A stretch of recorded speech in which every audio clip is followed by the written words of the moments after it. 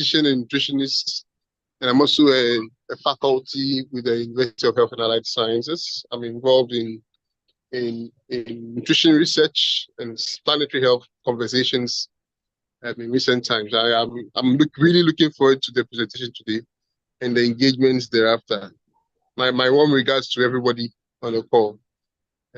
I see Nathan, I see Francois, and I see Samuel, and the new contacts. I'm hoping to collaborate more going forward. Over and out. Thank you very much, Percival. This is truly appreciated. And as you can see now, we are recording our meeting, so we will start with a short talk from Habibullah.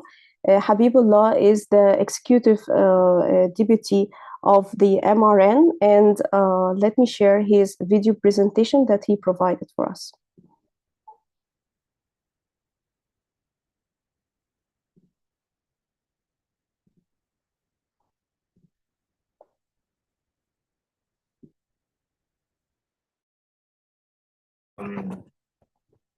My name is Oladiko Habibullah, and I'm the MRN Deputy Research, and it's a privilege to be here with you all today. I'm happy and excited, and I am thrilled about the exciting opportunities for knowledge exchange and collaborations that lie ahead. And I also want to encourage you all to make judicious use of the MRN social network, the platforms to connect with one another, to also share valuable insights and meaningful connection with regards to our area of interest and research area as well, and as well as anything that will facilitate knowledge exchange. I welcome you all once again, and I'm excited about the opportunity to connect with you all. I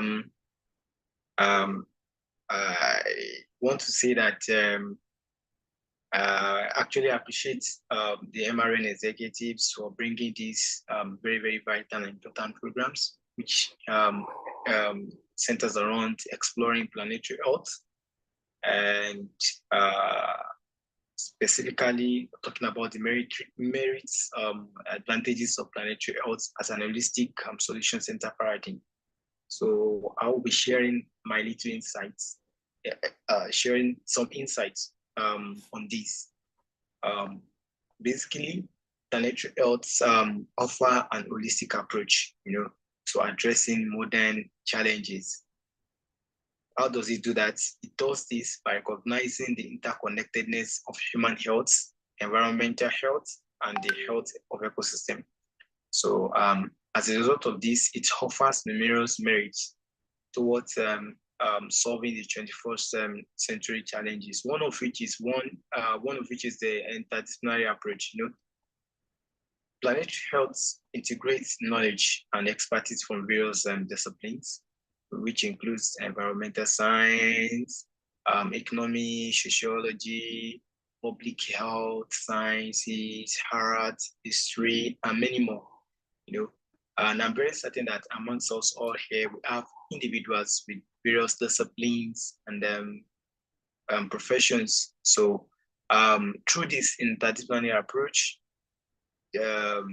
we can have comprehensive understanding of complex challenges.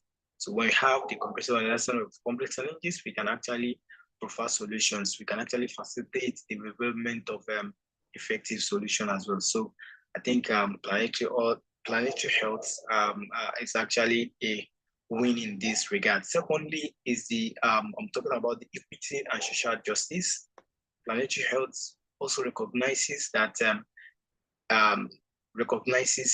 health disparities, that is disproportionately affecting marginalized communities and even the future generations. So what does planetary health do in addressing this?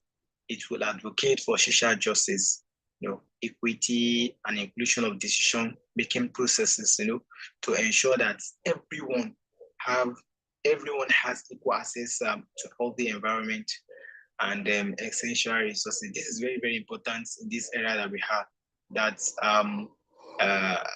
we actually allow equity to play its roles by allowing each and everyone to have access to a healthy environment and essential resources. Then the third I did be talking about is the long-term sustainability of planetary health. Planetary health promotes sustainable development practices that balance the needs of present as well as the future generations. While doing this, it tends to preserve the integrity of the ecosystem. See, by considering the long-term consequences of human activities on planetary health, the anthropogenic activities that we all know about, planetary health tends to seeks to promote responsible stewardship of resources and biodiversity conservation. We need to protect we need to conserve our biodiversity. We need to be responsible. We need to be a responsible stewardship, of resources, so that we can actually have long-term sustainability. Then the last point I'll be talking about here is global collaborations. Planetary health fosters collaborations and partnership across nationals, boundaries, states, countries, nations, regions, and it does this among sectors, stakeholders, and the purpose of this is just to share challenges such as what the prominent climate change that we all know about, the emerging infectious disease, and environmental degradation as well. So through these collaborations, challenges can be shared among different stakeholders, sectors, and even among countries and regions. So through the space of planetary health, knowledge can be promoted, knowledge sharing can be promoted, and capacity building can also be a very good added advantage.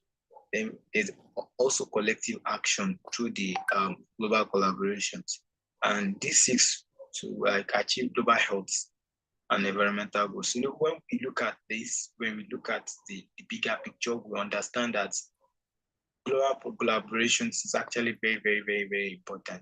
It's actually very, very vital. And when we can collaborate peacefully and without any form of rigors, we tend to achieve global health for all humans, and not only humans, as well as environmental goals. So I think with this, I've been able to shed light a bit, and I'm very certain that you're going to enjoy more from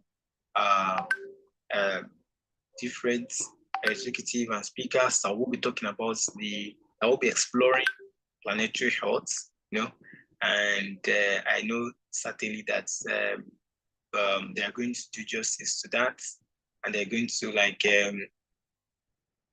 try as much as possible to make it in a very comprehensive, simple, and understandable perspective. Thank you all.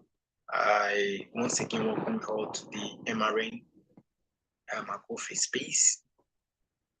And I would also like to encourage us all to connect, to make meaningful connections, to share knowledge, and we can also when we do this, we are trying to make our little contributions towards research, and as well as improving the health outcomes globally. Thank you all, and have a nice day. Have a great day. All right, thanks a lot. Many thanks to Habibullah for sharing his insights on the value of planetary health to research. And I would really love to hear your reflections, everyone. So you can just feel free to unmute yourself or raise your virtual hands, and then you can contribute also with your reflection on what you've just heard. Thank you.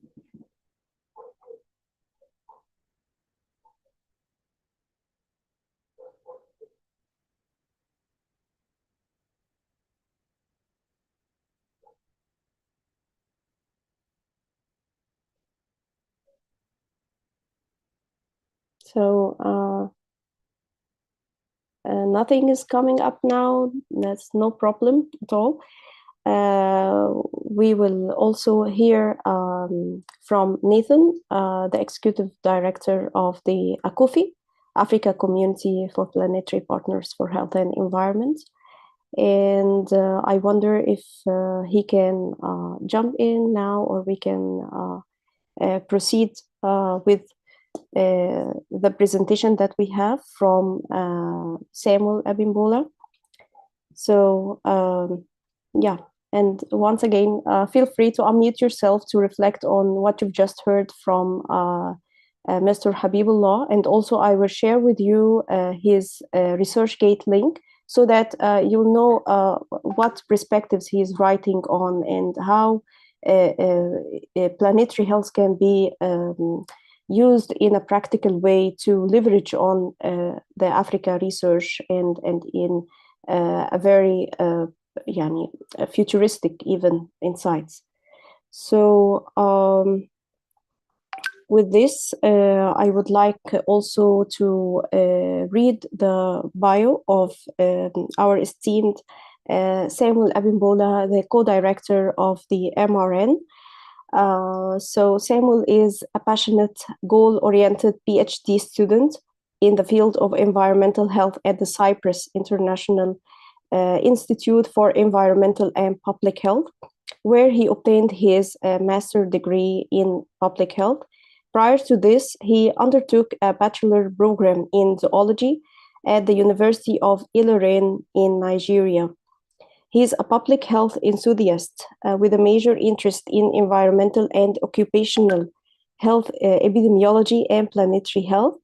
He is the co-director of the MRN and the co-founder of the MRN, and we are so proud that his vision for the MRN is growing year after year, and now the MRN endeavor has been standing strong in the last 3 years, and we plan for more and more growth in the years to come. Mr. Samuel is also a lover of country music and animals, maybe, and an avid reader whenever he is not doing research. So welcome and thank you, Mr. Samuel, for sharing your time and knowledge with us. And I will share the presentation now, but maybe you also can unmute yourself to greet everyone joining here, and let us know more about the values of planetary health principles, and how we can leverage the Africa research through this multidisciplinary lens. Thank you very much, Dr. Mona. Good evening to you, and good evening to everyone who is joining us today for the March edition of the MRN Research Network event. It's a pleasure to be here. I can see Nathan is here, Agan, Collins, Eugene. Francois, it's a pleasure to see you again. I think it's been a long while since I last saw you, as well as Percival and Peter. Good evening to each and every one of you. Dr. Mona, once again, sincere appreciations for giving me this opportunity to touch a little bit on a very important subject that I believe so many of us already should have heard about, and probably a couple members of the MRN are already researching in this space. I would like to start with saying I'm no force to reckon with in the field of planetary health. I do not hold any authority in that space, though I presently research in this field, and I would like us to keep today's events a little bit more open, more interactive. And so I could at different points ask questions. If you're able, I would very much appreciate answers from the audience to keep it as interactive as possible. So Dr. Mona, once again, thank you very much. I'll try to keep it as brief as possible. How many minutes do I have? I think I have an idea of the time I have on my hand. I'll try to work within the limits of the time. But if at any point I begin to overshoot the defined time, kindly send me a message or notify me here. Thank you very much. Okay, so today we're looking at exploring planetary health, a very interesting subject. When Dr. Mona sent me, I think we were having a conversation and she touched upon this and said, why not do something on planetary health?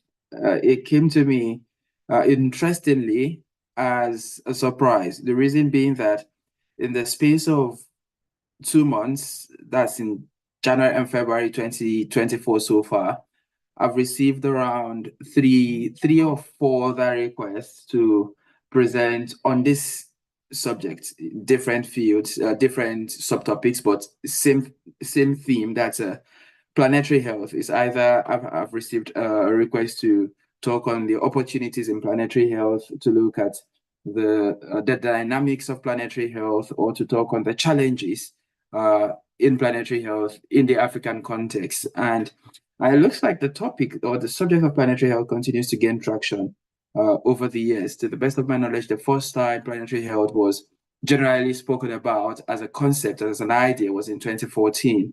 And in the last 10 years, it's gone on to garner a lot of attention, a lot of recognition, and a lot of adoption, both within the science community, in the broader academic community, and even in global settings outside of academia and research.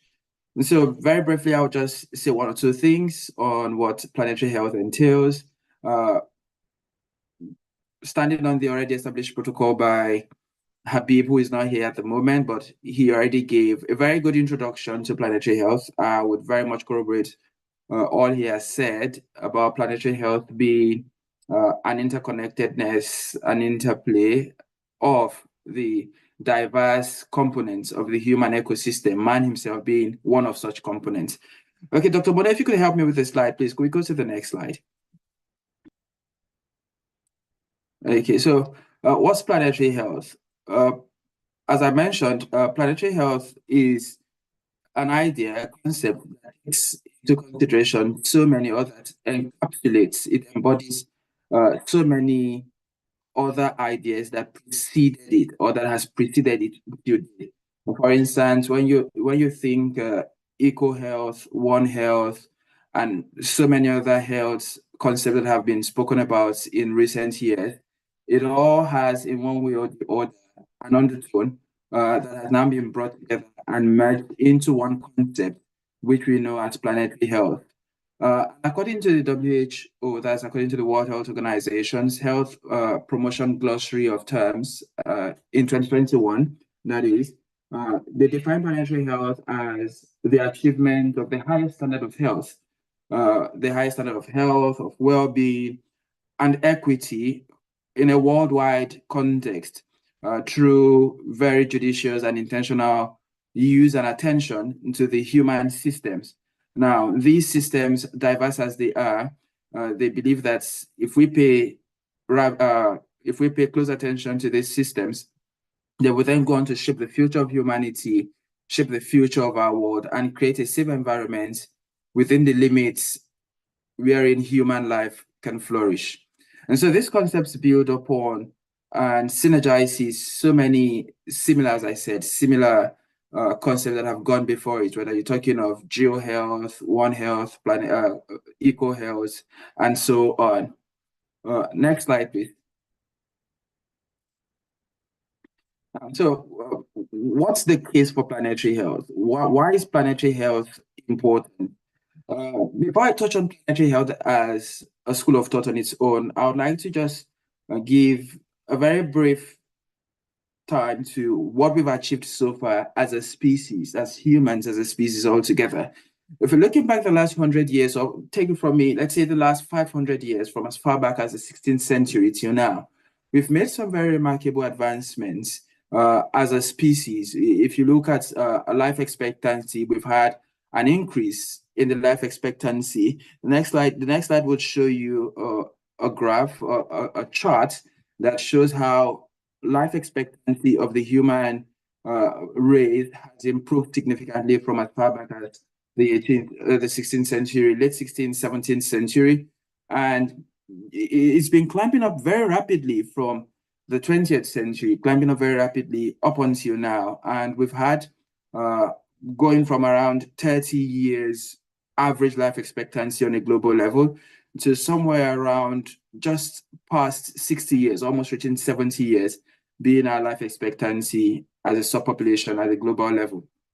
And when you look at this, it's quite interesting because we've made such a very impressive jump. If you look back to even 1950, as at 1950, the life expectancy at the global level, the average life expectancy was around 45, 47 years. And so in the last 50 years, we've gone from around 45, 47 years, and we've jumped to almost 70 years as the life expectancy globally. And then you also talk about the death rate. Next slide, please. The death rate in children, whether you're looking at overall death rates, there's been this reduction in the disease burden, the burden of disease as it affects, whether it's generally, if you're looking at all cause, all factor burden of disease, or if we're looking at specific, especially related to women, children, burden of disease, whether you're looking at globally or from the African perspective, there's been a very continuous decline in the overall burden of diseases, with death rates in children under the age of 5, if I'm not mistaken, statistically, I think for children under the age of 5, we've had a significant decrease from around 200 or thereabout children for every 1,000 live births as at 2005 to somewhere around just 59, which is a quarter of that number as at 2010. And we've had some other improvement in recent years. Next slide, please. We've seen an increase in the cures for many diseases. We've seen reduced maternal and child health, as I mentioned, and we've also improved agricultural outputs using improved mechanization. All of these, from a whole perspective, shows that we've really made advancement as a people, but this is not all there is to progress, right? And so while we've made significant progress, we also need to look at the reality of our situation. What has happened while we're making this progress? What's been the opportunity cost? And so although there's been this great progress that we've witnessed in the last 7, 10 decades, or maybe the last 2, 3 centuries, in spite of all these advancements, we've always had to pay some price for the kind of progress we've made. For instance, for the industrial advancements we've achieved to date, the price we've paid is an increase in global pollution levels so far that even recently, I remember a post by the Center for Disease Control in Nigeria, where they actually were trying to make people understand that what Nigerians thought was Harmattan weather, where the sky looks a little bit foggy and you cannot see too many meters beyond you. And we had assumed that it was another Harmattan weather on the horizon. And then they made us realize that no, this is not Harmattan. It's just a sign of increased pollution within the Lagos metropolis. And so there's been this huge increase in pollution as a result of fossil fuel combustion. And the result of this has led to respiratory disease, especially in children. There's been increasing cases of asthmatic or respiratory diseases in children under the age of 5. We've had to deal with an increase in death rates, right? So all-cause death rate as a result due to pollution has increased significantly in the last 3, 4, 5 decades. We've also had an increase in deforestation and land clearing. Beyond this, we've also seen agricultural advancement, but agricultural advancement at what expense? It's been agricultural advancement at the expense of the acidification of our waterways, our water bodies, agricultural advancements with loss of biodiversity due to overfishing, agricultural advancement that has also been plagued by a reduction in nutritional quality of farm produce due to overdependence on fertilizers or GMOs. We've also had agricultural advancement at the expense of exposing humans who consume the produce from these farms to harmful chemicals and fertilizers. And that brings to mind a conversation I had with Francoise, I think it was sometime in 2023, and she was narrating to me about how vegetables in her country, in Cameroon, how you get to the marketplace, you buy some vegetables, and you could very evidently, if you pay attention, you could still see the leftover of fertilizers or chemicals that have been used to preserve these vegetables. You can almost see it still on the vegetables. And some people buy fruits, they do not wash thoroughly, or the water they use in washing the fruit also contains runoff from farm lands and all of that. And so it contains levels of zinc, of lead, of cadmium, and all of that. And then it's leading to an increase in the burden of disease overall. We've also had anthropogenic carbon emission as a result of these advancements, man-led advancement at the cost of clearer atmosphere and alterations in the nutrient content that some crops, of some crops, especially leguminous crops, or more particularly grain crops like rice and wheat and barley. There's also been that. And what about climate change? It's the elephant in the room. Not often wanted to be talked about, but very often people end up having to talk about it because it's more or less the most pressing challenge we face in the 21st century. And so you talk about climate change and how this is connected with zoonotic diseases. You talk about increasing global temperature and how this affects the mental health of children. In the last, if you look at it generationally, I think the generation just before the Gen Zs, you talk about, or let's say even before the Gen X, right? The last ones and all of that. The challenge or the kind of problem that was faced in those generations had very little to do with emotional or mental stress, mental problem. We're talking about trauma as a result of war, as a result of displacement, uncertainties and all of that. In the 21st century, more specifically in the last 10, 15 years, there's been an increase in mental challenges. And so mental health related kind of outcomes. And if you ask the younger generation why they have some of these mental health challenges, some of them will tell you it's as a result of the uncertainty of the planet in which we live. And so this is just of some of the challenges that we have faced. And so if we intend to improve or to continue to improve on what we have built so far as a species, as a people, as a subpopulation, it's imperative that whether it's looking at what we need to do now and best for us in order to preserve the future, we need to widen and deepen our understanding of the critical interdependence and interplay of man and his environment. And so that brings us again to the subject of planetary health, right? So planetary health, as I say, it's both a blessing and a call to concern. It's a warning. So planetary health, a blessing and a warning. Already I talked on the concept of planetary health, how it draws upon the integration of multiple concepts that have tried addressing one or more of either it's human health, environmental health, geo-health, animal health, natural systems, and so on. But the very unique thing about planetary health, as Habib mentioned before me, is that it proposes an interdisciplinary approach to attaining global goals, such as the SDGs or the Aichi biodiversity targets or the Paris Climate Agreement. It recognizes that it is important for us to come together as one. It's pre-imposes the collective over the individual, or it also pre-imposes the collective over disconnected silos. And so to date, or up until recent time, much of the advancement that we've witnessed has been disconnected one from the other, whether it's in academia, in research, or from a global perspective. But what planetary health has been trying to do, and what it seeks to do, is to recognize the interconnectedness, the importance of keeping everything together. And so whether it's human health, if you're approaching human health from the research perspective, which is the life science, right? The life science perspective, or you're looking at it from the social scientific perspective, or you're looking at it from the commercial perspective, or you're even outside of research and academia altogether, and you just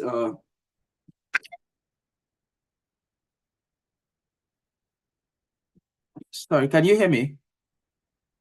Yes. Okay, I thought I lost connection for a moment there. And so, as I was saying, it recognizes this collectedness, this collective importance of everyone, whether you're a white-collar employee or a blue-collar employee, whether you're working in the high-income sector or you're working in the low-income sector. It believes that everyone has a role to play in attaining or achieving the goals that have been set forth by some of these international bodies. It emphasizes a whole system approach to addressing global, regional, national, subnational planetary challenges. And I think I wrote out a list, a few bullets about how it seeks to achieve this. Next slide, please. And so here you see it tries to leverage the expertise of researchers to shed light on the gaps and challenges of planetary health. At the same time, it seeks to leverage on the expertise of health professionals to educate communities and implement healthcare policies. Multinational agencies, NGOs, and governments to provide funding, and for civil societies to undertake social activism.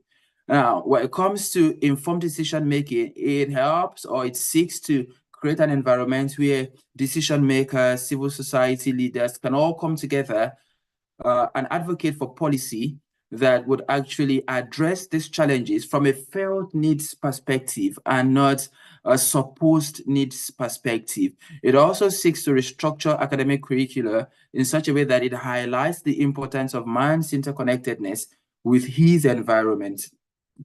Now, beyond this, what else some of the blessings or blessedness of planetary health?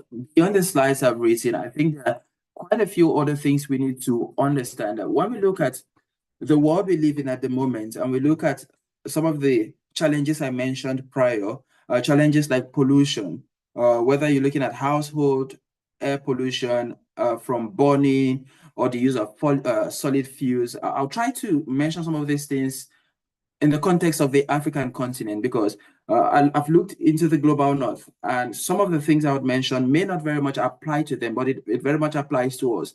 I was talking with a colleague yesterday, and I mentioned something. I said, you know, you look at the people in the global north, okay, it wasn't yesterday, it was on Sunday. I was talking to a colleague and I said, you see, the challenges of the global north are quite different from the challenges in the global south.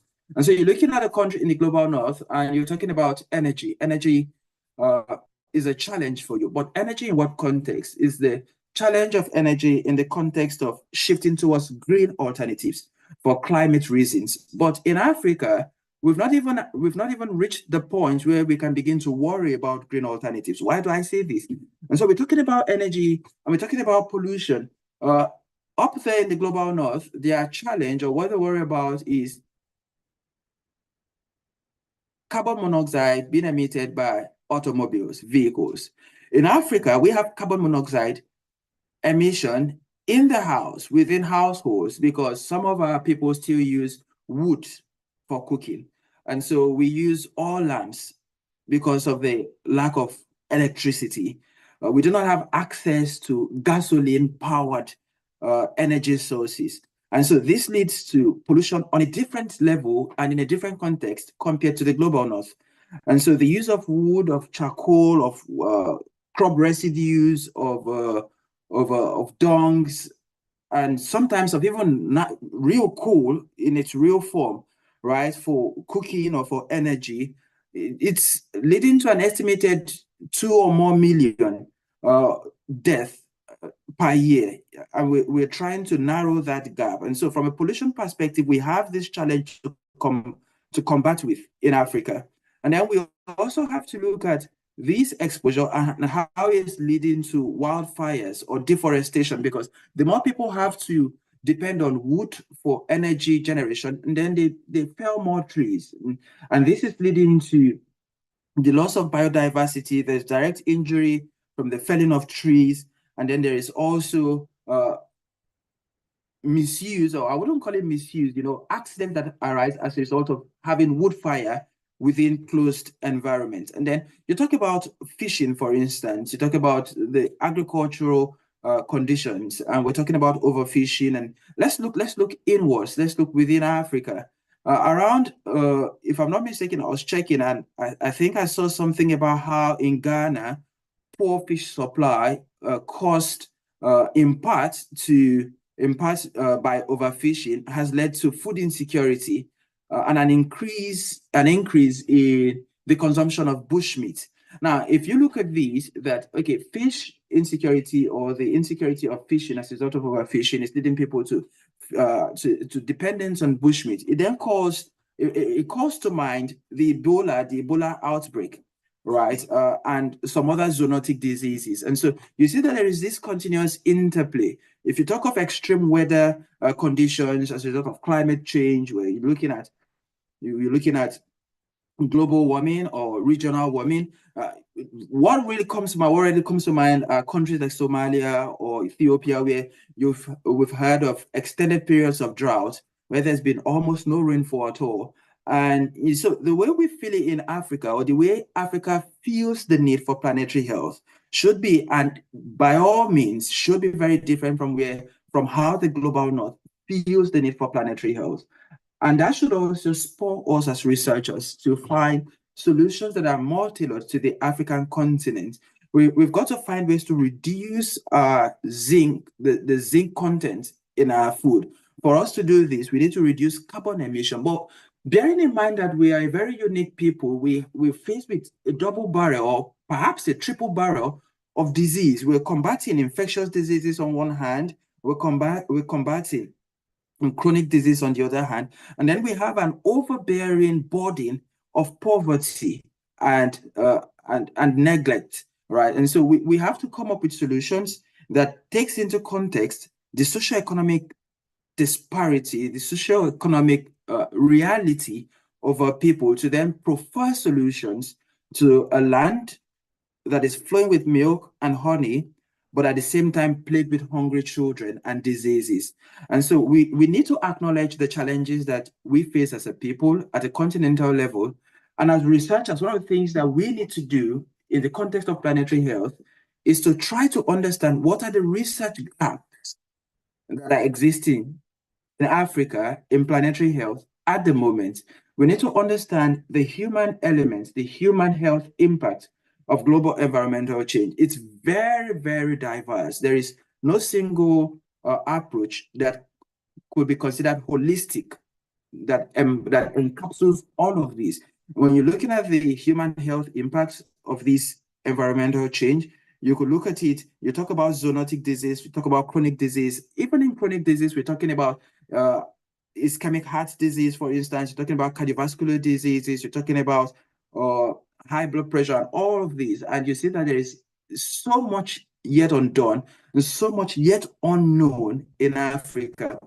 And because we do not know, our people or our leaders cannot come up with policies that are tailor-made to fit the challenges we face. And so we need to develop mitigation and adaptation strategies that can be easily adopted and implemented by policymakers.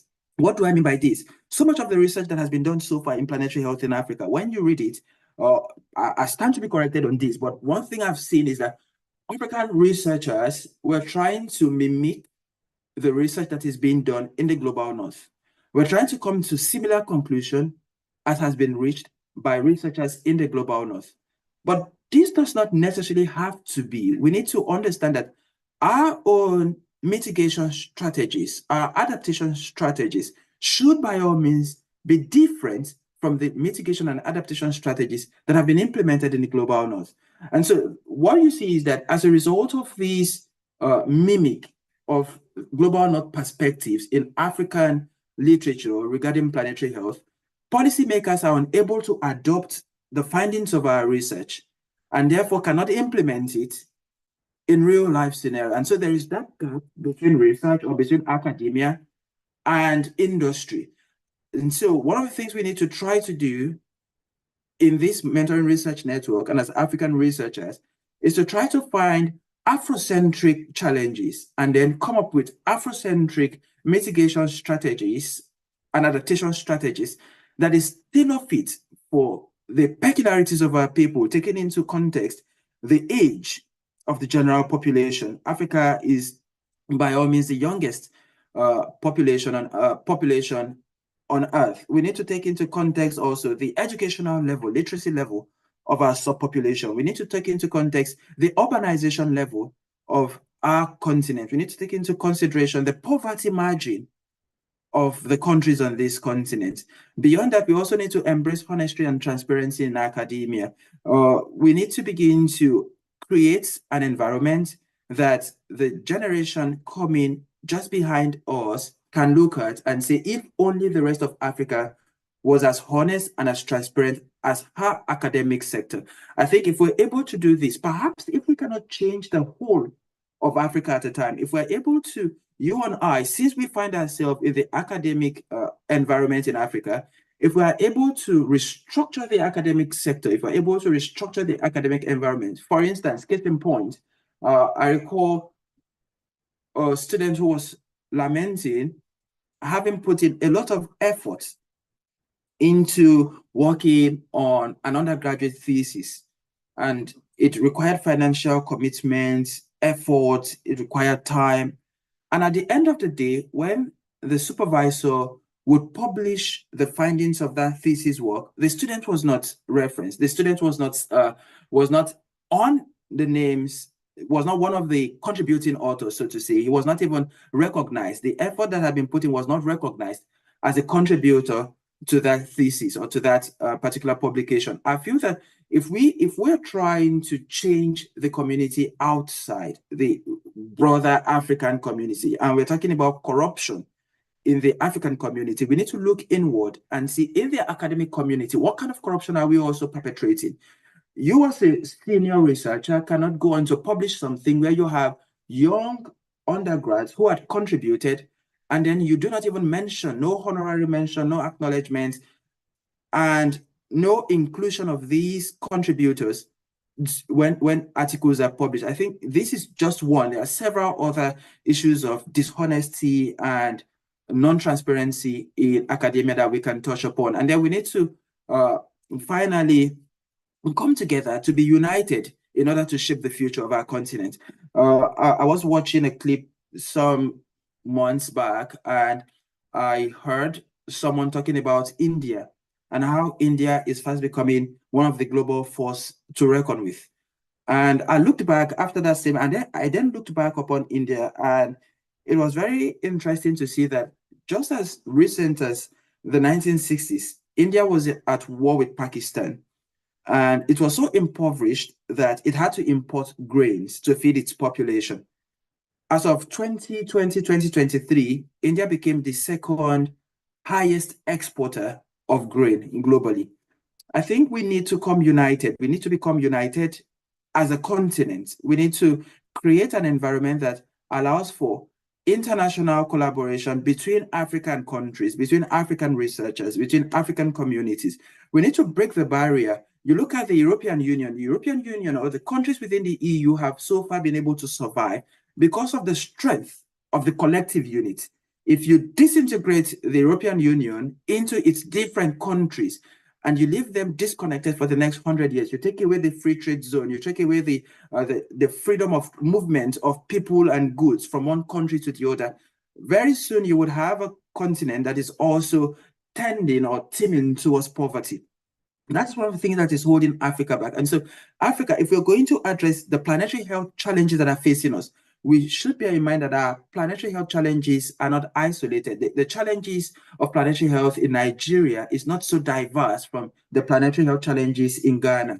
And those in West Africa are not so different from those in Eastern Africa. And somehow I believe that if we're able to come together, hold hands together, we would be able to come up with solutions that are interdisciplinary, that are international within the African context, and that help us to grow, leveraging on the strength of the different members of the African continent.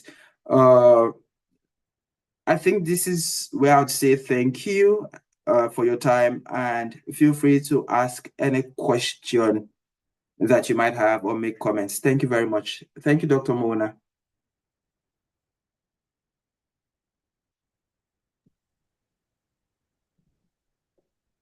Thank you a lot, Samuel. That was really thought-provoking, and you touched based on so many important issues in the context of the African challenges. So with this, I would like to open the floor for reflections. And I can see here, just in the beginning of those joining us, Francoise. So Francoise, feel free to contribute with your feedback so that we can, discuss further how we can use the planetary health paradigm in tackling our interconnected challenges.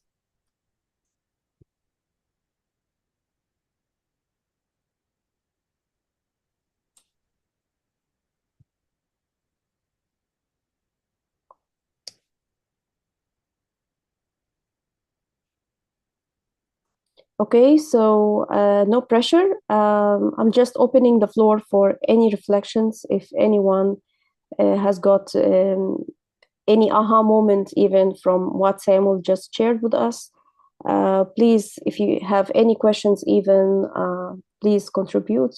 And we are all here to learn from one another and to try to understand more how we can leverage the research in the African continent, at the same time, make our own way of research and understand it in a way that can help us navigate these complex challenges.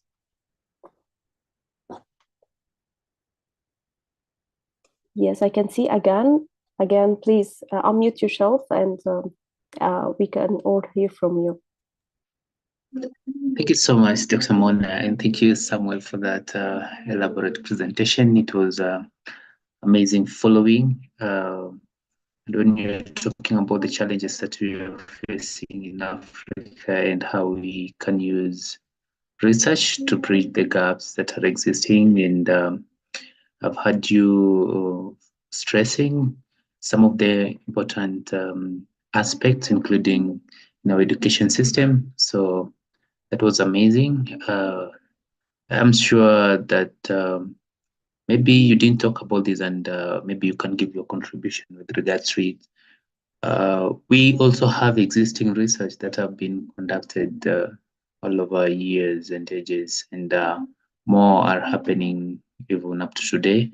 But then how much are we putting these resolutions from our research? How are we linking our research findings to actually bringing solutions to the problems that we already know are existing?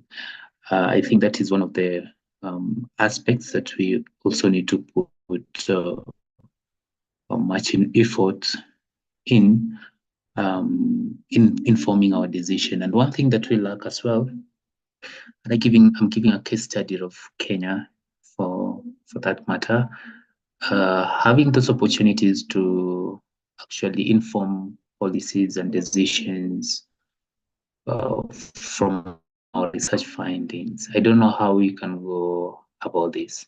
Thank you.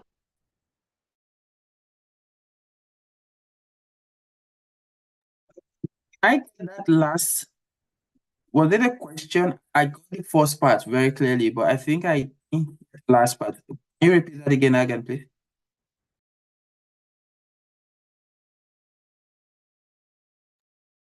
I'm sorry, you didn't hear my contribution? Maybe I heard your contribution. Oh, I heard your contribution, but the last statement you were making about. Yeah, about linking research findings to policies and also decisions that are in our countries. Maybe you want to say something about that. Yeah, thank you. Thank you very much for that. Yes, you're absolutely right. You're absolutely right in that regard. And that's where there's another emerging field, which is knowledge translation. I think that is where this fits in. You know, we have so much in academia, we have so much research that has been done, but how much of this, like you rightly say, is being translated into policy, right? And that's a gap we also need to look into. Currently working with a colleague, a very good friend of mine, on knowledge translation in climate change, for climate change in Africa, but definitely from a global perspective, but knowledge translation to see how much of the knowledge that has been generated in different regions of the world is being implemented. And when you look so far from what we've seen, when you look, you realize that Africa just continues to churn out, although not as much. We do not contribute as much to global literature as other parts of the world. But be that as it may, the little bit that we are churning, the little bit that we are able to produce, we are not able to, we're not translating this into policy. And what do I propose from a personal perspective? And everyone should feel free to contribute to this. But from a personal perspective, one of the things that I feel we can do is, I spoke with my supervisor once, and I told him what we're going to be doing henceforth is that when we have any scientific publication, we must write a layman's interpretation of the abstract. Because very often, much of the scientific papers we publish is written in scientific language. And so you call it jargon, right, in the layman's environment, because these people they cannot understand the back and forth of everything you're saying in that paper. Policymakers do not very much understand what the conclusion is. They want to know, what does this mean? And so you've said that, okay, we did this research, we applied this methodology, we came to this conclusion. What does your conclusion mean? What is the relevance of this conclusion to society? And so one of it that actually was of relevance was that a research was conducted in my research lab, and it was about an environmental pollutant. Some members of community had complained about runoff from a particular industry and how this was creating health hazard to the community. We went on to conduct research on that particular in that particular environment, and we realized that there was, in fact, a significant increment in the number of brain cancers within that cluster. Now, if we had stopped at just writing that and coming out with a publication that, oh, there's been a significant increase in the number of brain cancer within this cluster, taking this country as a whole as our reference point and taking incidents to date as the reference point, very many of the people in the community may not have been able to understand what that was all about. What was the conclusion? Policymakers may not have understood it.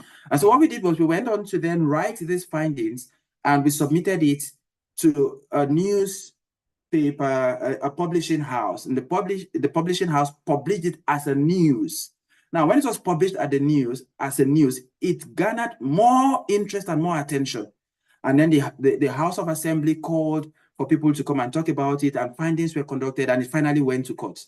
So I feel this is one thing we can do, right? So as African researchers, when we write research and we publish research, it will be very important if we're able to translate our research, the key findings of that research. And say, for instance, you've conducted research and you've said that, oh, the use of such and such a fertilizer is linked with such and such a disease outcome within this subpopulation or within this community. Don't just leave it in academia. Put it on Facebook that we wrote this or we found this, it was done this way. Write it in a language that the majority of the audience that would see it can understand, not just the scientific community, policymakers, farmers, laymen, everyone can understand. And I think that way we may be able to increase the adoption of research and its translation into policymaking. I don't know if this makes any sense to you, Agan, and if it does, answer one or two of your concerns. Absolutely, that's amazing, and it's a good contribution. Thank you very much.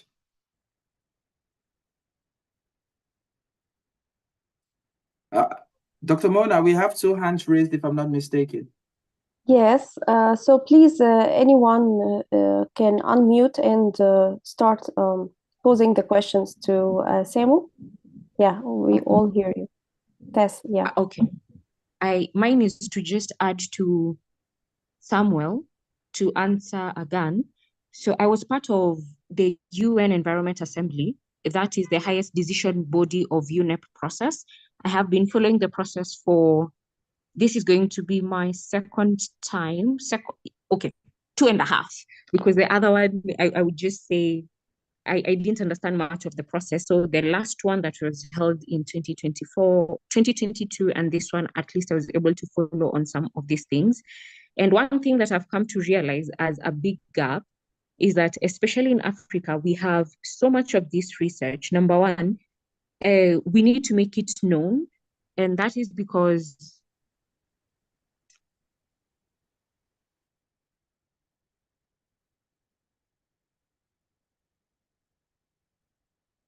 Tess, I think we lost you. The internet connection maybe is not that strong at your end.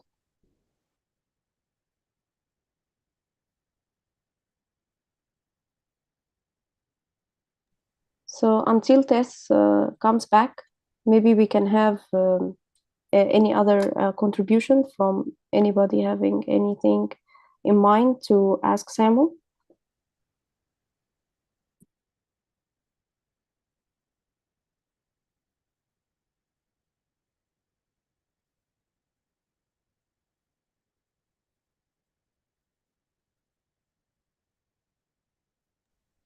So perhaps I can pose a question, Samuel. Please. Yeah, so from what we all understood that planetary health is a multidisciplinary approach. By this emphasis, how can we integrate more the indigenous knowledge systems and things dealing with our ancestral knowledge and this cultural sensitivity that shapes the African profile even. So this is my question, how to integrate this. Indigenous knowledge, yes. Thank you very much, Dr. Mona, for that. That's Nathan. I see Nathan's hand is raised. Can I answer Dr. Mona, then I'll come back to you, please. So indigenous knowledge, very interesting one. And why do I say that? Because I say this because I believe that a large proportion of the solutions we are seeking in academia is hidden in indigenous knowledge when we are trying to deal with planetary health challenges. There is a way our forefathers have lived on this planet. There is a way they passed on information from generation to generation. There is a way they maintain sustainability of the African planet. As of now, Africa still holds, if I'm not mistaken, the most sustainable planet or the most sustainable continent of the 6-7 recognized continents on Earth. We have more tropical rainforests, we have more land that have not been, we have a richer biodiversity. If we intend to preserve the integrity of Africa, we need to be very cautious. We must not kowtow the way of the West. What they have done so far has not brought them the kind of prosperity that we should admire. Of course, they've made progress, but then we need to look inwards and say, what can we do as a continent to make advancements without destroying our environment? Africa is a rich land, and we can advance without destroying the beauty of the rich rainforest, the wonderful savannas, the beautiful marshes that we have in Africa, the lush and green vegetations that we have. How do we do this? It's by adopting and implementing traditional knowledge. Knowledge that has been passed down, whether you're reading through the apoglyphs from Egypt or you're looking into books that have been passed down in Southern Africa or in Western Africa, somehow you see that man had, in every point along the way, been able to recognize, one, from a spiritual perspective, the importance of his environment. Humans in the African environment have always recognized that the final authority in the ecosystem is the environment and not man. And so we've always gone to the environment for answers to, when you talk of pandemics, for instance, or disease outbreak, we had always sought answers in the environment, in nature, and not in ourselves. And I feel like if we're able to come back to this, to maintain one, spirituality, and when I say spirituality, I do not mean spirituality in the context only of religion. I mean spirituality in the context of respect for the order of creation, for respect. I mean respect for the kind of structure that the world revolves in, whether you're looking at lunar eclipse and the implications of these eclipses on human health, or you're looking at the importance of the night and light phases that we call chronobiology and chronotoxicity, there is a spirituality that man cannot escape, irrespective of religion. And so in Africa, we have the opportunity to integrate these into research and let our people know that, see, we have these, it is respected, it is important, it should be preserved. Nevertheless, we need to also watch out.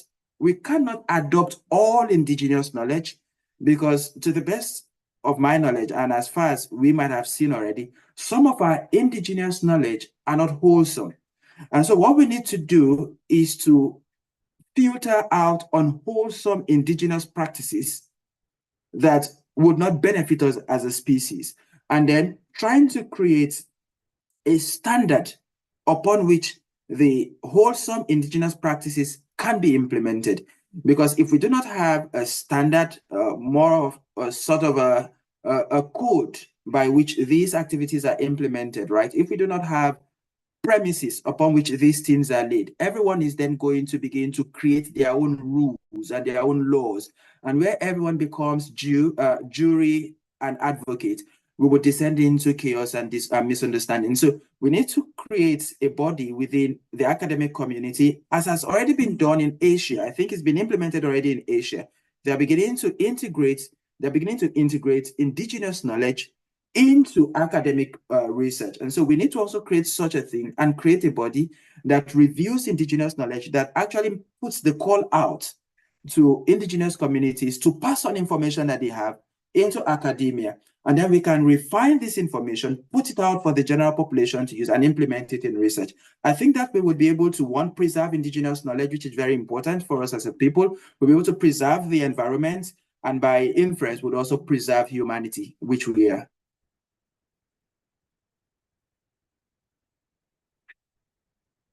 Thank you very, very much, Samuel, for this very broad elaboration. You know, you touched base on so many different aspects. I really appreciate it. Thank you. Tess, you had a contribution also. So nice to see you, Tess. Thank you so much. I do apologize for the unstable network. But I think I was talking about just answering Agan's question and also adding to Samuel on how we could be part of this policy-making process. And from what I have observed from UNEA, that is UN Environment Assembly, just to repeat, it is the highest decision-making body of UNEP here across the world, and it is headquartered in Kenya. And one thing that I have observed that is lacking in the African continent is the sponsoring of people like Samuel, like Mona, because it was after I wrote my report, I was just getting to understand that Mona has published an article on geoengineering, while when we were sitting with, you know, African member states, and not only that, but mostly from developing nations and even developed nations, you find that they didn't understand solar modification technologies. And I'm sorry to go to such an extent, because that is one of the resolutions that I was following and was making a lot of sense. So also I was seated next to a delegate from Turkey. And I'm not even supposed to mention names, but you could find that this person was a senior researcher in their country who was specifically following just one thing.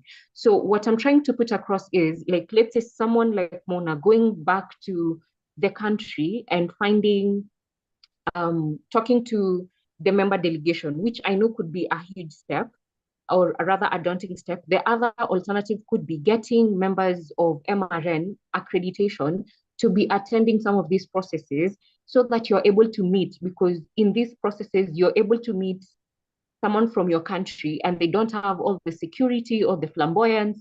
So you're able to interact with them one-on-one, get to build a rapport. And the next time you're the person seated following some of this resolution, because you find that they don't understand the policy at the highest level. So if they don't understand these policies that are being made at a global level, so what kind of policies are going to our national, to our nations, to our states or counties? And then how does it trickle down to the village?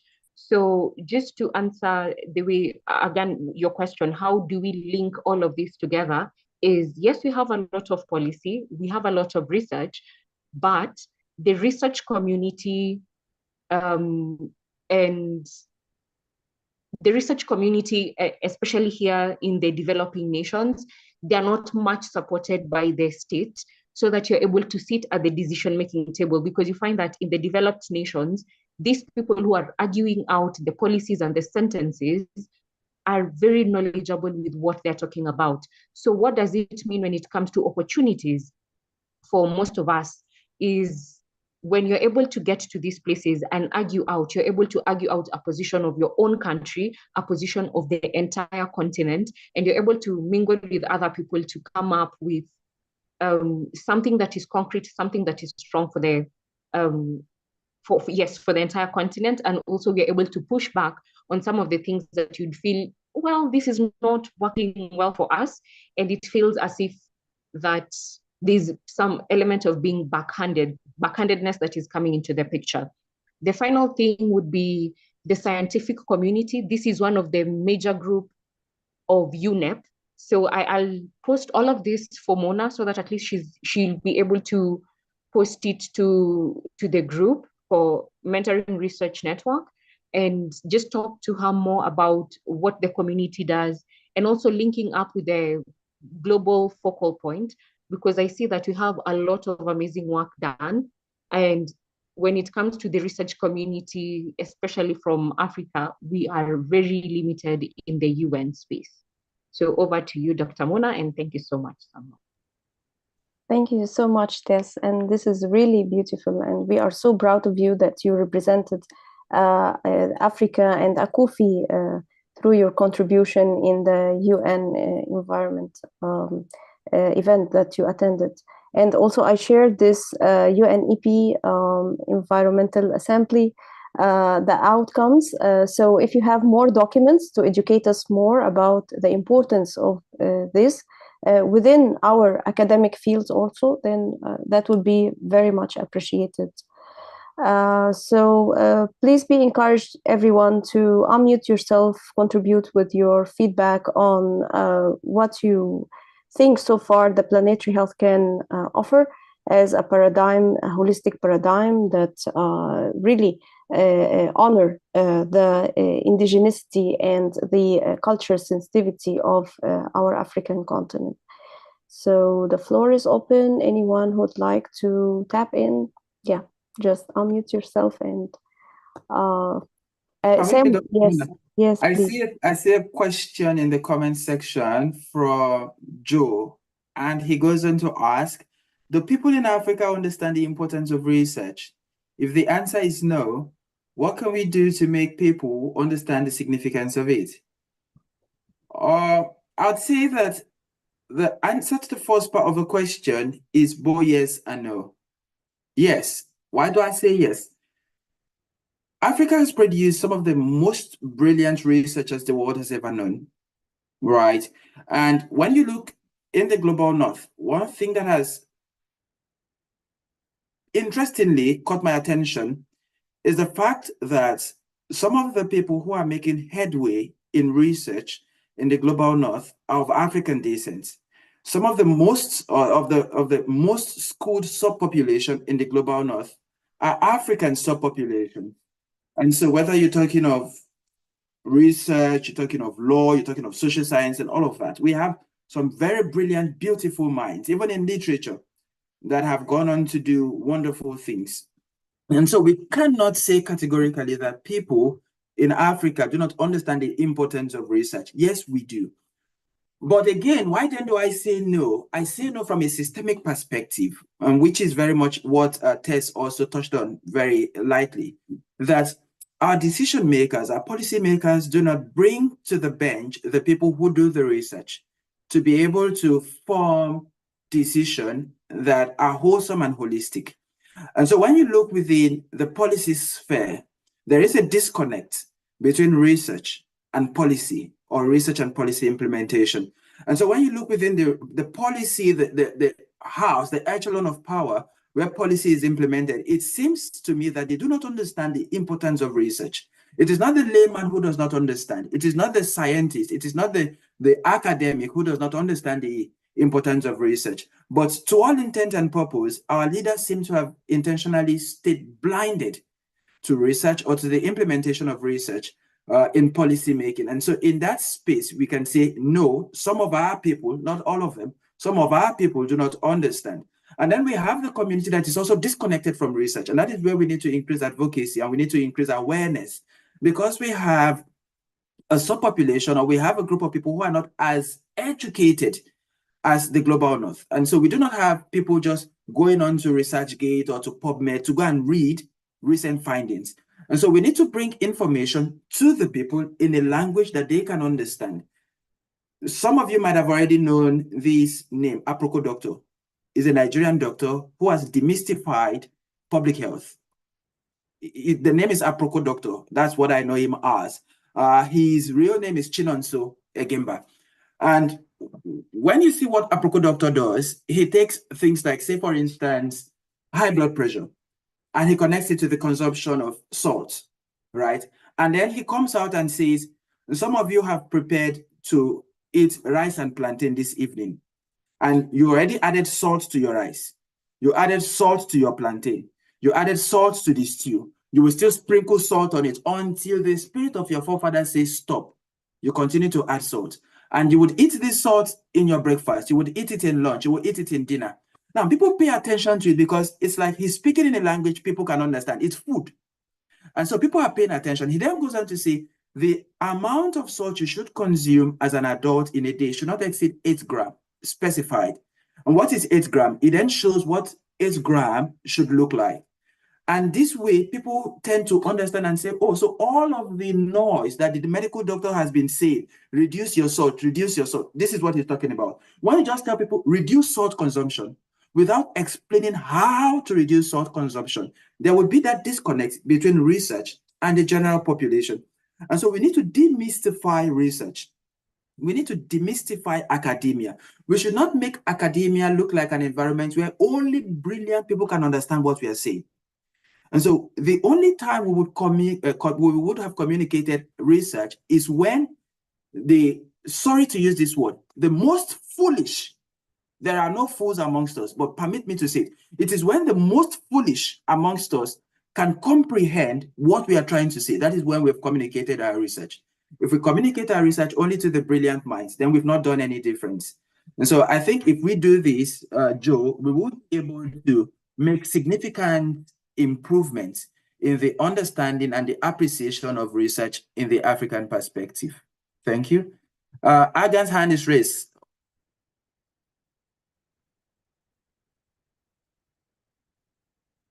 Thank you, Samuel. I hope this time around my network will not misbehave. I'm so grateful for that. And also, Tess, thank you so much for your input. Indeed, for Africa, we have like a lot of work to do in this narrative, and I hope we acknowledge that. Do you want to believe that when we want to change the system, we change it from the education point of view? One of the leaders said that if you want to change the world, you change the education system. You were mentioning about somebody brought the issue of indigenous community and indigenous knowledge, and also the community at large into the education system, something like that. What I wanted to add is that currently Planetary Health has been drawing the 2024 roadmap, and I'm happy to have been part of that roadmap, and my main focus was on education. So I belong to the education working group, and the sub group that I was leading was focusing on community and education. How do we ensure that what we produce, the research that we are doing, anything that we do in the higher learning institution, or rather in education, is directly linked to our society, to our community, and the people that we're focusing on. So I know that it's a long way, rather, or it's an approach that we must bravely and keenly take to ensure that we change all these interconnectedness in information and bridging these gaps that are existing, for example, between research and policy. And Tess, you can also be sure that, for example, in our country here, most of the people who make decisions, who make policies, we know some of them are not even knowledgeable in these areas. They are politicians, that is to say. But then there is no opportunity for people who have the knowledge to share with the people who are going to make these policies. So there is also a gap between that, and I don't know the best way we'll approach that. So those are my few contribution at the moment, and thank you so much for that.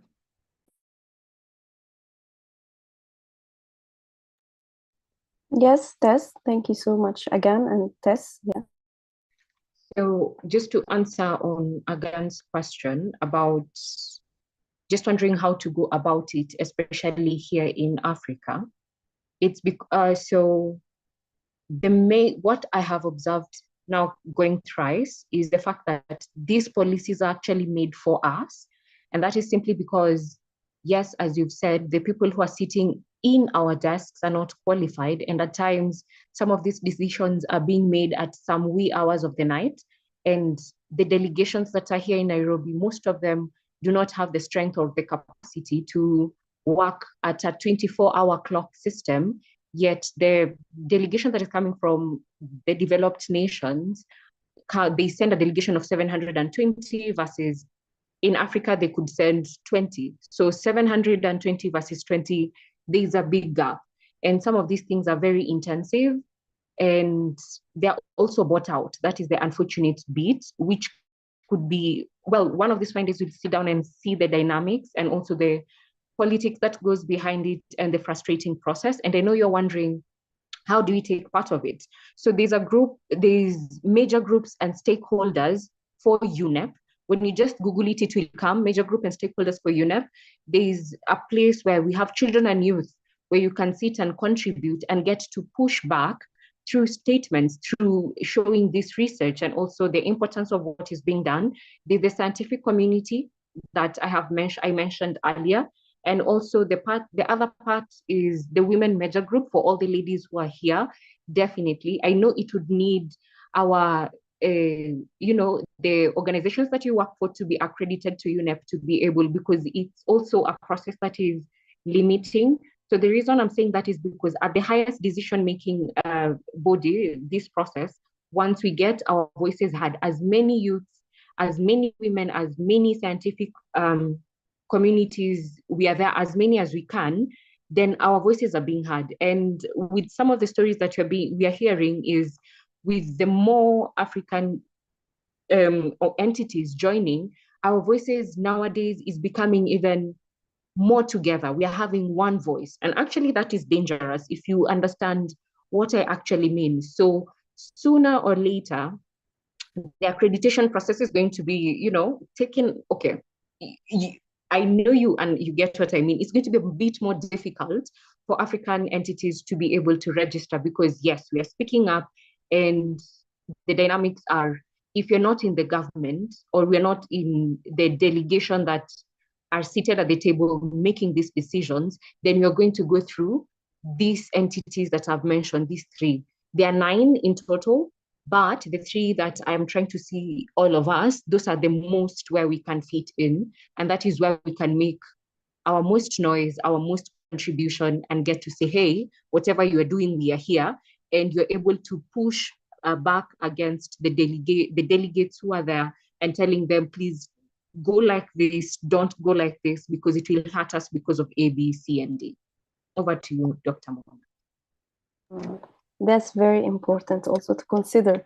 Thank you so much, Tess, for glossing over this issue.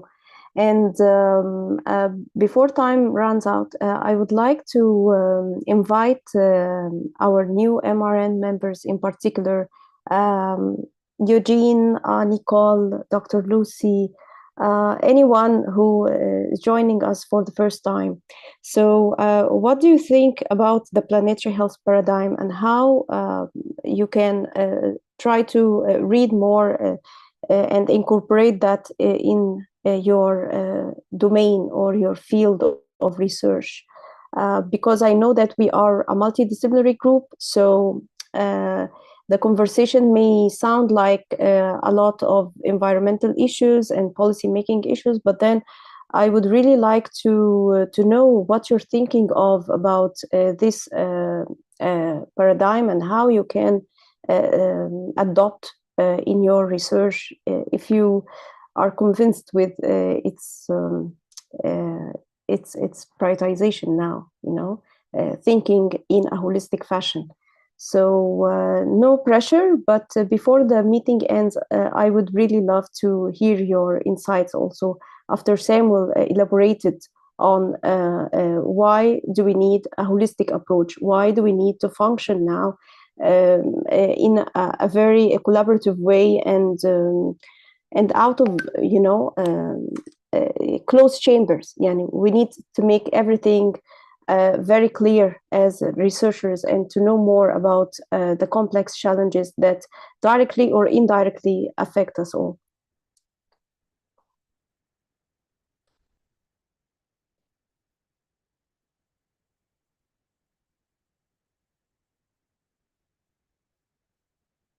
So yeah, no pressure, but maybe Samuel, even if you have any more reflections on how we can make it more like a practical approach to planetary health into the various disciplines, because the MRN is basically a multidisciplinary research platform.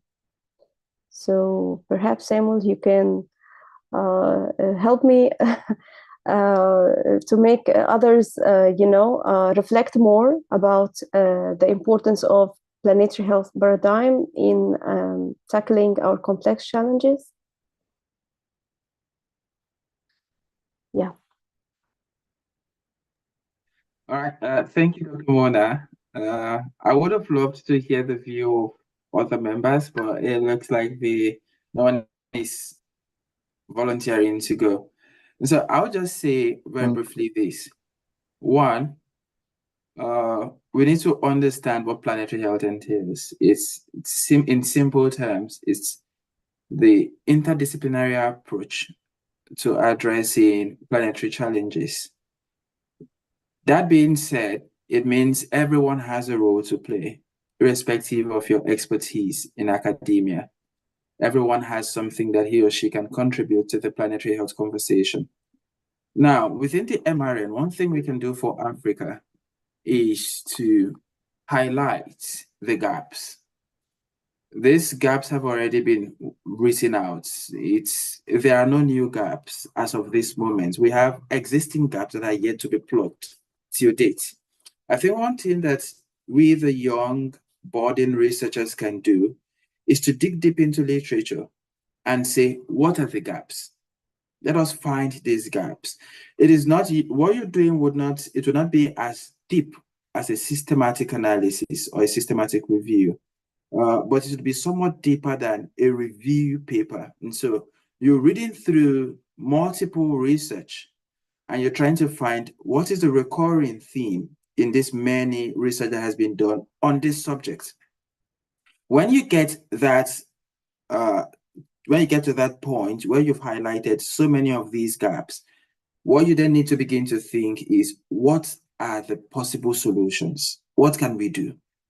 Or what do we need to know more in order to address these gaps? And so there are gaps.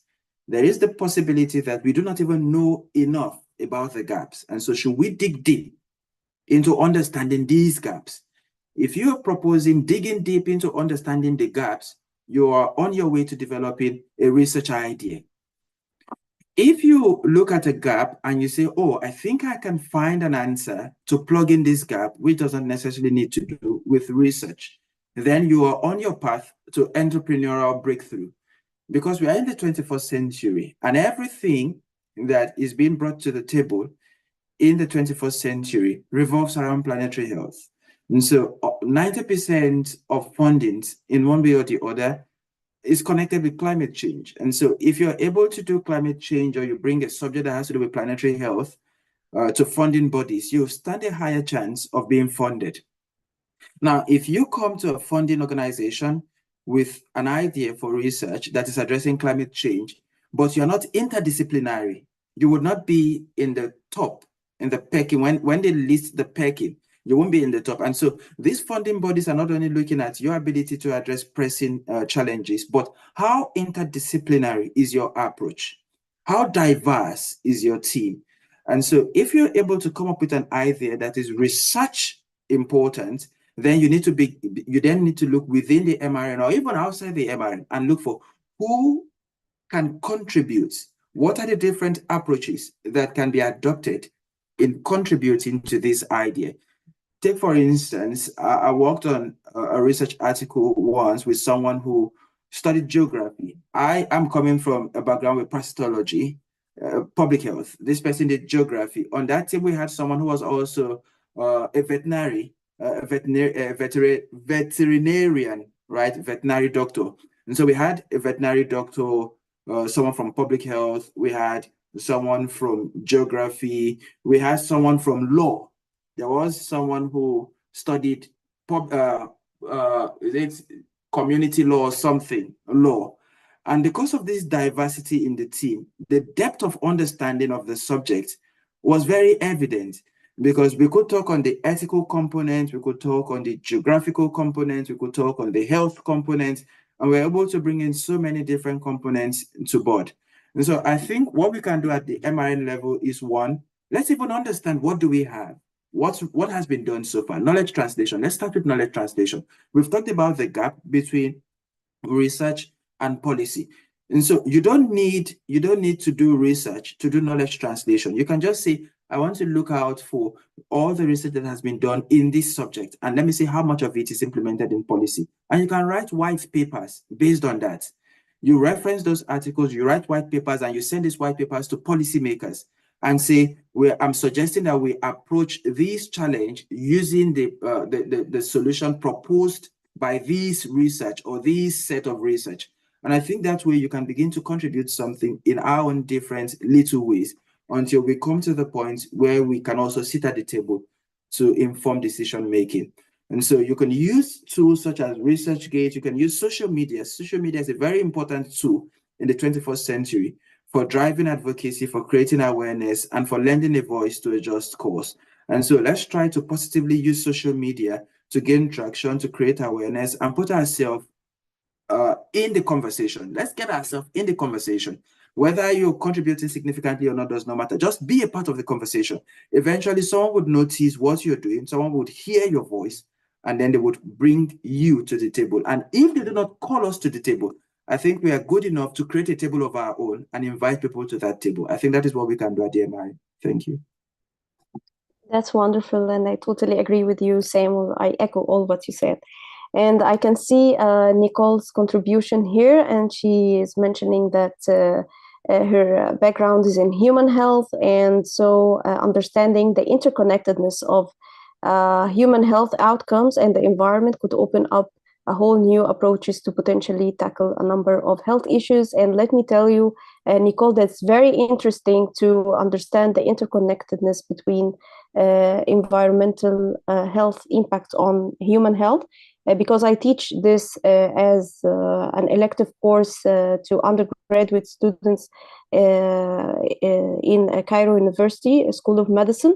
So I can elaborate more on this, but for the sake of time, maybe we can say more on a private chat, so that I can give you more insights on how to raise awareness about the environmental issues, the epigenetic influences, the exposome, an area that Samuel worked a lot on, and even he mentioned about chronobiology, chronotoxicity. All these areas is very important to incorporate in our holistic approach to translating research, and at the same time finding the gaps. And so I would like to take the last 30 or 20 minutes for final thoughts. So again, the floor is open for anyone who can give us what he truly learned from this presentation and how we can leverage on that and even try to collaborate more together in that sense of making a multidisciplinary team appropriate enough to disentangle all these complex challenges we are facing in the African context. So again, yes, I can hear. Yes, Lucy speaking. Dr. Lucy, thank you so much for sharing with us here. We are really grateful that you joined our meeting, and please take your time to elaborate more about what you learned from this planetary health presentation, and also if you had any previous background about this approach. Yeah, so thank you so much, and thank you so much, Samuel, for the presentation. And it's so enlightening, and it adds a lot of value and really like mind opening in terms of the interdisciplinary approach when it comes to planetary health. So basically, I was just talking about there's an issue that Samuel has raised in terms of the policy influence, whereby as researchers, sometimes we usually just come up with research ideas, not really being able to engage the end users and also the policymakers. So sometimes now they won't be aware of what we are doing, and at the end of the day, being able to embrace our ideas becomes really tricky and complicated. And at the same time, bearing in mind that we are the technical people, and most of the time we'll be doing the research based on our technical expertise. But now we have to really ensure that the local person, these, policymakers, most of them will not be technical people. And if we come up with these technical researches, embracing them will be very complicated and tricky. So what I was just thinking is, as we come up with research ideas, let's really embrace the policymakers. Let them be in the picture of what we are doing, so that now they can have like their blessing, so that now whatever that we do, once we are done with the researches, they're able to buy it in and embrace it. Because I was just seeing where I'm working at Kibabi University in Kenya, whereby most of the time when you go through the county, like the county management, those policy makers, and you tell them, I have this idea, what do you think about it? Is it really a need? Like, for example, if we're talking of environment and all those aspects, we work with them so that now they see it as a real need and give us a green light or a go ahead to be able to carry out that research. So that at the end of the day, as we come back with the results, they're even ready to even fund more and contribute towards realizing our findings and implementing them. So I think as researchers, maybe as MRN, let's like have our presence with the policymakers as we do our researches. Let them understand our ideas, what we want to do, and at that point we'll be able to really be visible out there, and our researches will have impact that can really be positive to the society. Thank you. That's wonderful. Thank you so much, Dr. Lucy. And Samuel, do you have something to elaborate on after Dr. Lucy?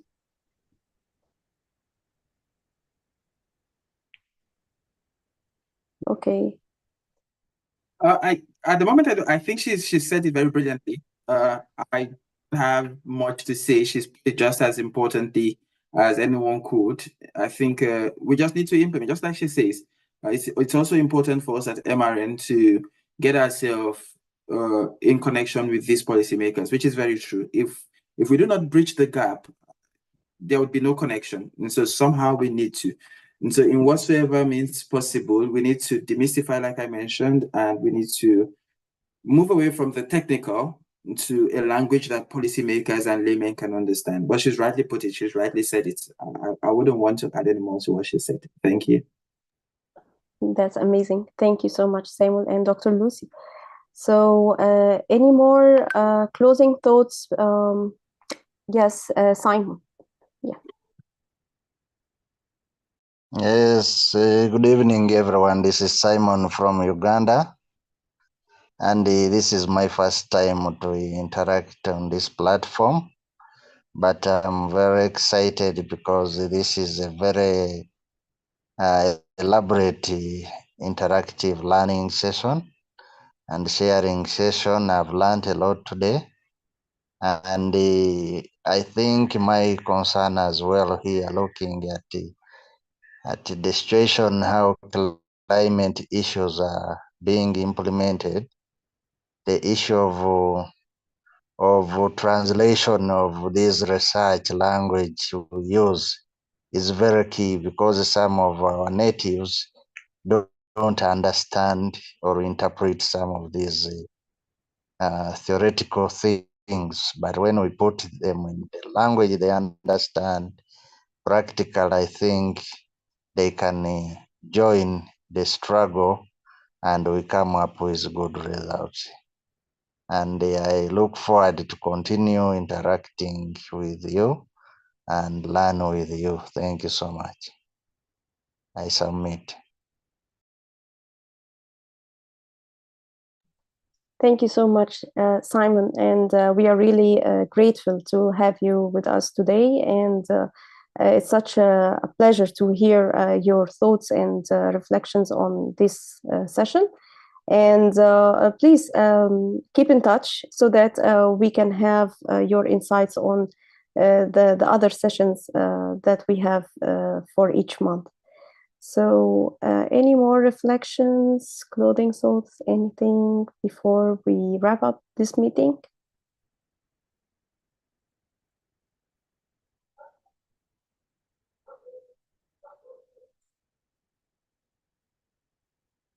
So Eugene, do you have any ideas for even broadening your research after watching the presentation that Samuel showcased?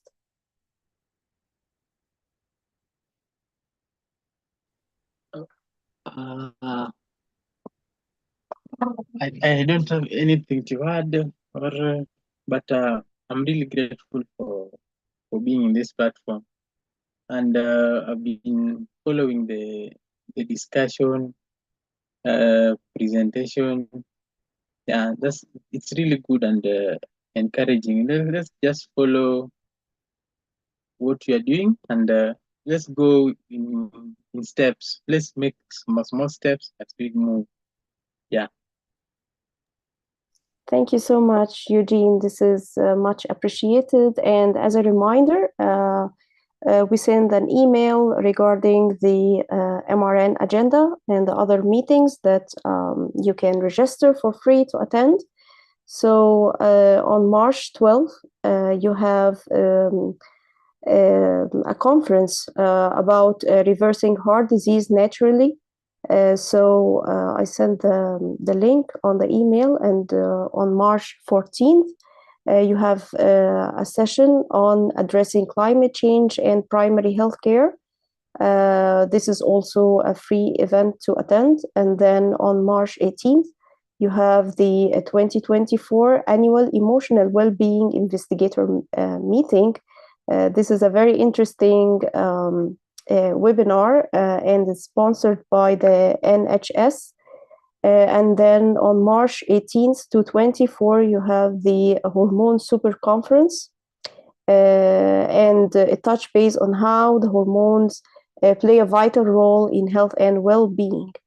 And also, this is a very interesting part, perhaps that will pick your interest, Nicole, because hormones can be also seen from the chronobiological realm. And then on March 19th, there is a very interesting event sponsored by Planetary Health Alliance, Understanding Planetary Health within the Context of West Africa. And again, it's a free event to attend. So with this, I would encourage everyone to remain connected. We shared our social links on the chat box so that we can stay connected, and we really appreciate that you joined us today. So I will now give the floor to Tess so that she can wrap up with us the lessons learned from this session.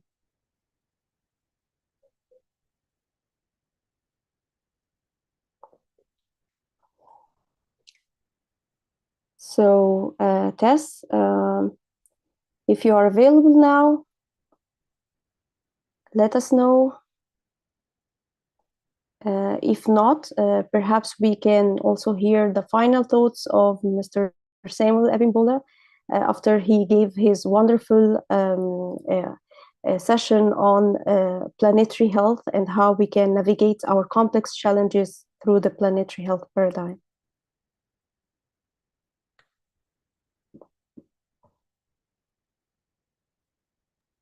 Thank you very much, Dr. Mona. I would like to say thank you to everyone who's made our time to join us this evening.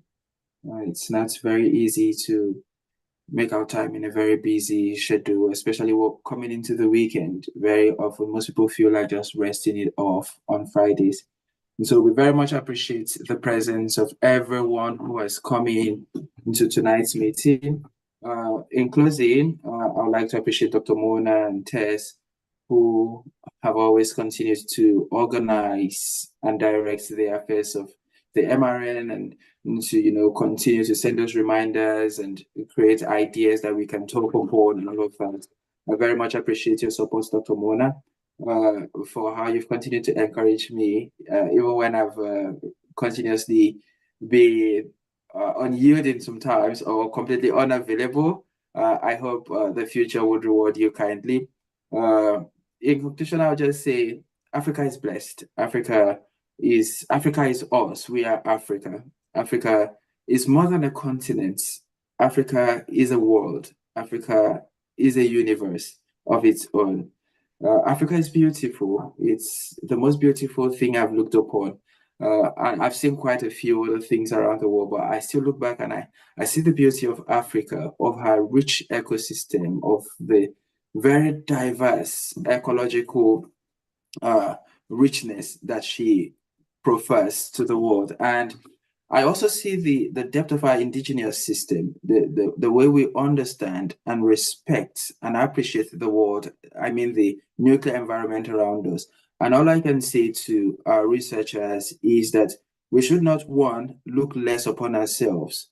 We should not think that it is only good on the other side of the world. We can create something. That is what I always tell myself, that irrespective of the advancements I make today, the whole essence of progress is being able to push everyone forward. And so I would only call upon each and every one of us to understand that we've not made progress if one person makes progress. The only time Africa makes progress is when all of us are progressing.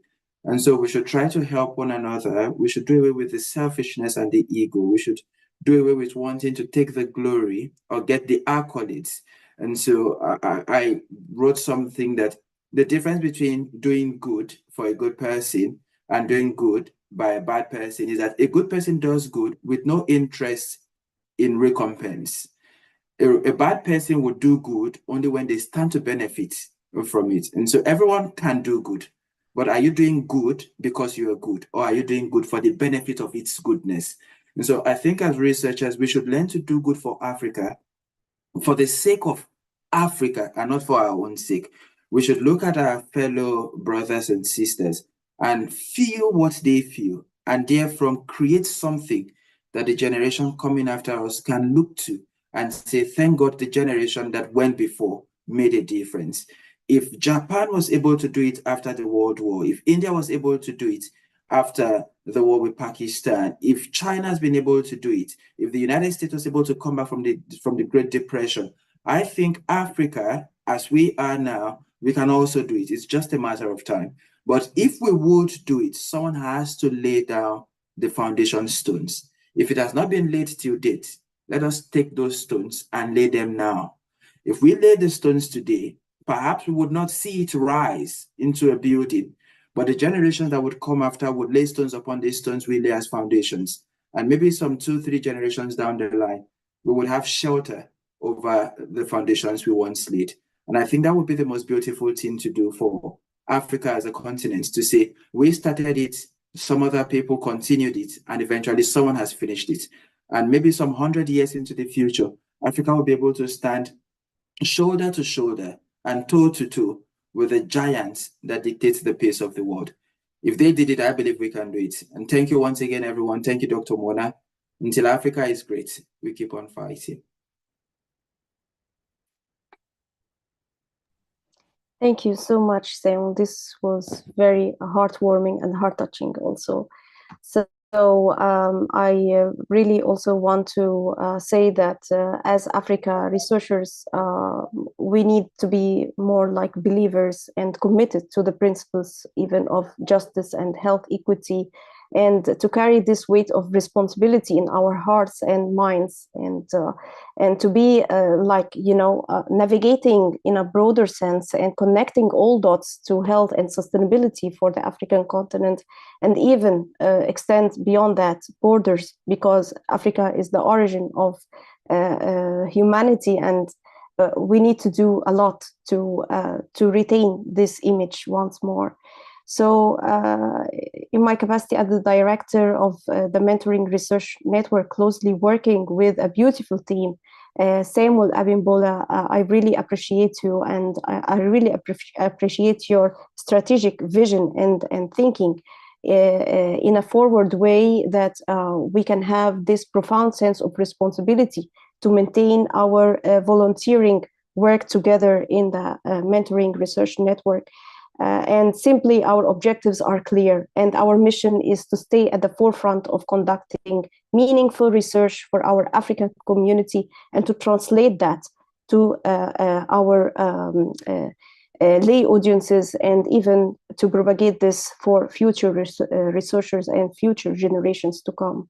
So in the spirit of this reflection, I would really love to invite each and everyone attending for the first time to remain connected with us on socials until our biannual applications open. And also, I would like to have the final wrapping up from Tess. If you are available, Tess, that would be really beautiful to hear your thoughts about planetary health paradigm and how we can think forward within this framework. Thank you. Thank you so much. Yes. Thank you so much, Dr. Mona. And well, I'm trying to look at time, but I just want to say thank you so much for joining us. Thank you, Samuel, for the presentation that you've given us, and also for the contribution that you've had. Definitely what we are having here, and especially along the lines of planetary health, in the looking at it from the African context, we have a lot to do, especially making sure that we are standing out from other entities when it comes to One Health and all the other approaches that are there. I know, looking at the ministerial declaration, and I'll go back to the highest decision-making body, just trying to see how from there, how can we work on it to trickle down to our country, to, to our counties, levels, the state, and also in our various fields of academia, is that, yes, there is that acknowledgement of there are very many approaches, including planetary health, that is needed, that must be included in the decision-making process. And I can tell you for sure, the one that has already been mentioned and there has been a lot of research being done is One Health. So planetary health, maybe for us, we know that you're doing a lot of work, but when it comes to the top, there is little that is known, and also there is that element of confusion. So what is the difference? Where are the similarities? How do we separate all of this? So I'd say let us continue working when it comes to communication and making sure that the work is going to be out there. I will try as much as possible, together with Dr. Mona, with Samuel, and the entire team, to make sure that, yes, we are niching out and making sure that we have all of this cut out in the next 1 or 2 years, as we try to make sure that planetary health is actually known and also is being embraced at all levels in our society. Other than that, thank you so much, and I hope to see you next time with an interesting topic and also just getting to know one another. So see you until that time. Over to you, Dr. Muna. Thank you so much, Tess. That was lovely to know and to reflect with you on all those, complementary frameworks of One Health, EcoHealth, and even planetary health and climate health. They are a lot, but then all these cognitive frames, the most important thing about planetary health in particular, that it celebrates the indigenous knowledge system and our ancestral knowledge. And this is very rich in the African context. And so when we recognize all these, then no matter how small steps we take forward, then for sure we will try to advance with our shared vision. So thank you everybody for joining this beautiful meeting. Special thanks for Samuel Abimbola sharing his vast knowledge and his experiences, his research, and a lot more to inspire us and to educate us on this important paradigm. And also let's use this as an opportunity to learn more from one another and to renew our commitment to making meaningful impact through our research that should be, a holistic research in a way that can benefit our societies and also the next generations to come. Thank you once again, Samuel Abimbola, Habibullah, and all the lovely team of the MRN. Thank you everyone for joining today, and have a blessed night.